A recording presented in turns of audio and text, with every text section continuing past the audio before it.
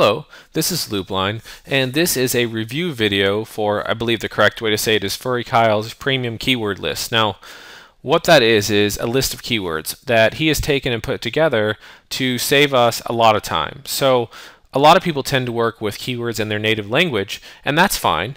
But if you need to sell widgets to someone, if you're doing affiliate marketing, if you're doing link building, that sort of thing, scraping results can have a great value across lots of different languages, and if you tend to only work with one language or two, you're going to miss out on all the keywords from all those other languages. So here he's taken and put together a lot of different languages and put together some other great resources as well. A couple of readmes in here.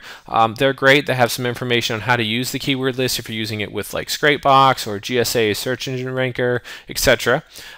Some footprint platforms, which I won't open because I'm not sure if he wants me to show them or not, but he has a large variety of different footprints separated by category, so like blog comments, directories, wikis, article sites, stuff like that, and he has all the different categories separated, and then he has the footprints under each category, so you can take and use those footprints with the keywords to scrape whatever it is that you might be wanting to scrape. In the actual keyword list, he has all the different languages here, and you can see when you open them up, he just has all the keywords right in there in Notepad, so really basic. You can import them into all kinds of different programs, and very useful to not have to do this yourself. Also, some programs need certain languages encoded. So for instance, Scrapebox version 1.0 series doesn't support UTF-8 or Unicode format. So if you just import these languages from the keyword list over here and just import it right into Scrapebox, you'll see a bunch of question marks instead of the actual languages. So these are encoded for you, and they look like this, and they're supposed to look like that. Scrapebox 2.0, for instance, when it comes out, it'll be a non-issue because everything will be natively supported. But at the moment, these would be useful there. And if they're useful in other programs, if you see a bunch of question marks instead of your keywords, then the program doesn't support the language you're working with, and you would want to use one of these encoded files here, and that's already done for you. They are the same keywords that are back here in the keyword list. They're just encoded for you as necessary. So obviously, generally speaking, you're probably going to use these for link building or scraping for different platforms or that sort of thing. So obviously, you're using these variety of keywords to get different results. So let's open up Scrapebox, and Scrapebox has this Google Competition Finder add-on. And what the Competition Finder add-on does is it gets a count of the results for a given keyword. So if I go in here and just type in the word car to Google, I have this about 939 million results. So it's sort of a general judge, and I'll just open up English just because I've started with English, and let me get that loaded up here. So I loaded that up. There's over 300,000 keywords for English, and a broad match is going to give the keyword. If we do exact match, it's going to put quotes around this when it searches it. So I'm just going to do broad match as an example, and let's just let this run for just a second, and we can see some different results that come back, and I'll pause it here in a second to let it run. But another great thing about having a pre-populated keyword list is you can get ideas. So if you look around a particular keyword, you can see other keywords. Now these aren't necessarily related, but my point is that you can just strum through keywords and see different things, and you can see there's a lot of results here, millions and millions, 15 million, 6 million, 27 million, 45 million, etc. Millions and millions and millions of results. So when we tack on a footprint, we're going to get a lot of results. So let me just stop this here, and then we'll do a different language.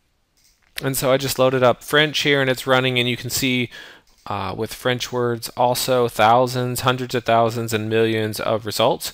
So you can see that these are good keywords. They're not just random, crazy keywords that are going to be just filler keywords for the sake of, populating a list. These are good quality keywords that are, real words from these languages that can give us great results. So let's take a look here, and I'm just going to exit out of this and grab from his keyword list here.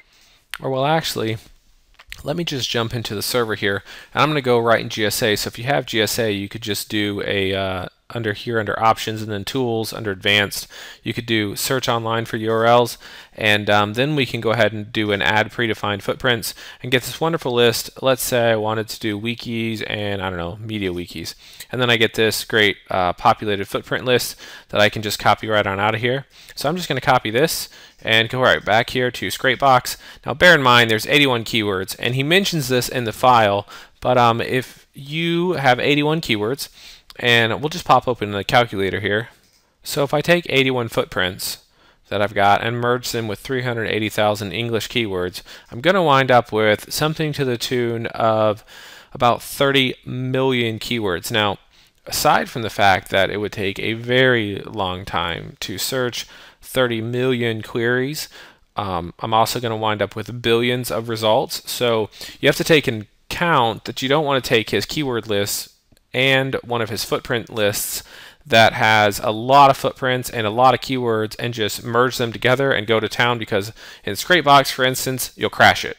30 million keywords. Now Scrapebox 2.0 will be 64-bit, and you might have 16 gigs of RAM on there, and it might not crash it, but by the time you try to harvest 30 million keywords, you're going to find out very quickly that it's going to take a very long time to get done with 30 million queries. So you really got to stop and think, is this really what I want to do? So I'm just going to trim this TikiWiki list down to like the first 3, for instance, and then I'm going to go ahead and merge it with one of the lists, and I'm going to choose Danish. We can see the file size, it's a little smaller, and we're going to come up with 3 footprints and merge with the Danish list, and that is going to give us just those 3 footprints, and the Danish list gave us 941,000 total queries. So I'm just going to start this up here. Maybe not, it's on 1. Okay, we're good. So let's try Google and just let this run in the background here for a minute. And so just had to add a few proxies there because I had got my IP banned from using the Google Competition Finder add-on, but just letting it scrape here with the keywords here, as you can see. And so there's really just from, you can see just the random footprints there and random keywords, and it's pulling lots of results. So these are quality keywords.